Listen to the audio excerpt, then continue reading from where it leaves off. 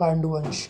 सरभपुरियों के बाद पांडुवंशियों का शासन स्थापित हुआ, जिन्होंने 6वीं-7वीं सदी में इस क्षेत्र पर शासन किया। संस्थापक उदयन। वास्तविक संस्थापक इंद्रबल। राजधानी सिरपुर। धार्मिक मान्यता। अधिकांश शासक वैष्णव मत को मानते थे, परंतु महाशिवगुप्त ने शैव मत को अपनाया। प्रमुख शासक उदयन। संस्थापक पांडुवंश का आदि पुरुष।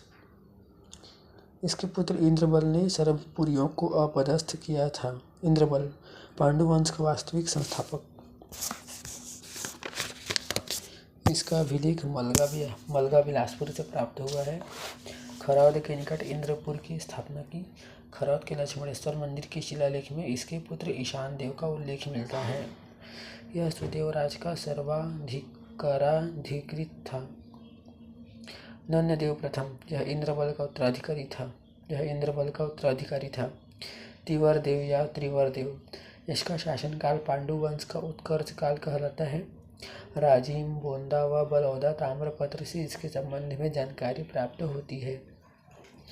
इसकी उपाधि महाशिव तथा महाभव थी। कोसल तथा उत्कल उड़ीसा क्षेत्र को जीतकर सकल कोसलाधिपति की उपाधि भी धारण की।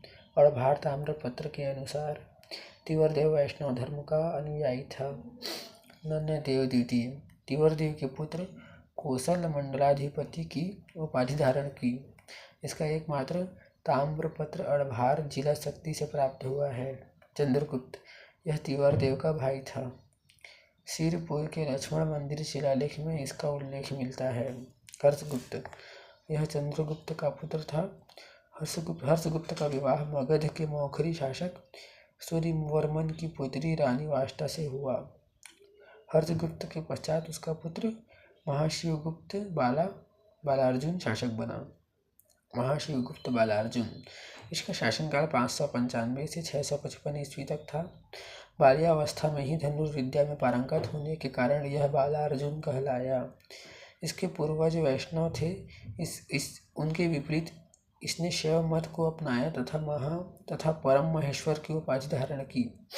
इसका काल दक्षिण कोसल के इतिहास का स्वर्ण काल माना जाता है। बोंदा, मल्हार, बारदुला, सिरपुर ताम्रपत्रों तथा हेनसांग की रचना सियुकी से इसके संबंध में जानकारी मिलती है। सिरपुर के लक्ष्मण मंदिर से इसका शिलालेख भी मिलता है। महाशिवगुप्त के 27 ताम्रपत्र सिरपुर से मिले हैं, जिसका सर्वप्रथम अध्ययन डॉक्टर विष्णु सिंह ठाकुर एवं डॉक्टर रमेंद्रनाथ मिश्र ने किया था। किसी भी शासक के इतने ताम्रलेख अब तक प्राप्त नहीं हुए हैं। इसके अभिलेखों में कवि ईशान, सुमंगल, भास्कर आदि कवियों के नाम मिलते हैं। हेनसांग की यात्रा। हेनसांग ने 639 ईस्वी के लगभग सिरपुर एवं मल्हार की यात्रा की तथा अपने ग्रंथ सियुकी में छत्तीसगढ़ का उल्लेख किया सलो के नाम से किया है। हेनसांग के अनुसार राज्य में 100 संघाराम या विहार थे, जहाँ बड़ी संख्या में बौद्ध भिक्षु निवास करते थे। महाशिवगुप्त शैव मत का अनुयायी था, परंतु अन्य धर्मों के प्रति सहिष्णु था।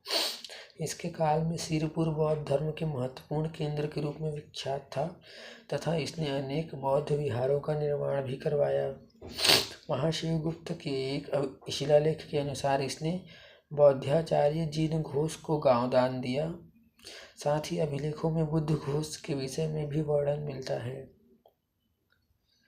लक्ष्मण मंदिर सिरपुर। यह मूलतः विष्णु मंदिर है। 7वीं सदी में महाशिवगुप्त की माता रानी वाष्टा ने अपने पति हर्ष की स्मृति में इसका निर्माण करवाया। यह भारत में ईंटों से निर्मित आरंभिक मंदिरों में से एक है। यह मंदिर उत्तर गुप्तकालीन वास्तुकला का उत्कृष्ट उदाहरण है। इस काल में छत्तीसगढ़ में मंदिर निर्माण प्रथा का आरंभ माना जाता है। धातु प्रतिमाएं।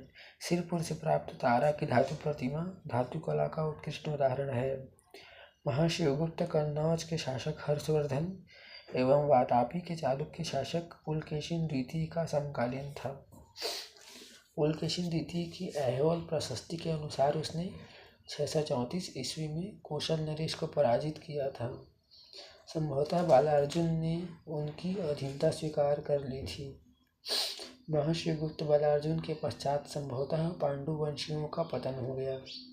खरौद प्रशस्ति। इसके काल में कवि ईशान ने लक्ष्मणेश्वर मंदिर की प्रशंसा में खरौद प्रशस्ति की रचना की। पांडुवंशी शासक इंद्रबल, नंदराज प्रथम, तिवरदेव, नंदराज द्वितीय, चंद्रगुप्त, हर्षगुप्त, महर्षि गुप्त बालार्जुन।